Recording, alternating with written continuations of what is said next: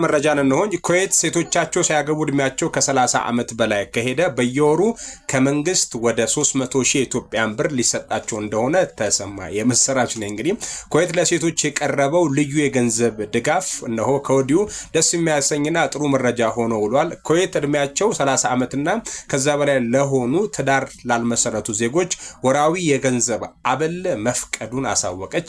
በዚህ አዲስ መምሪያ መሰረት መስፈርቱን የሚያሟሉ ኩዌት ሴቶች በሙሉ በየወሩ 560 የኩዌት ዲናር ወይም በግምት $1825 በኢትዮጵያ ደግሞ 299300 የኢትዮጵያን ብር ይከፈላሉ።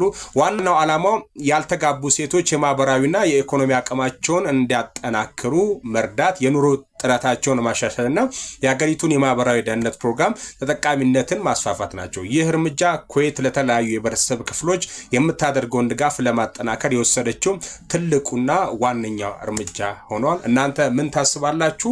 ሐሳብ አስተያየታችሁን ኮሜንት ሴክሽን ላይ አጋሩኝ።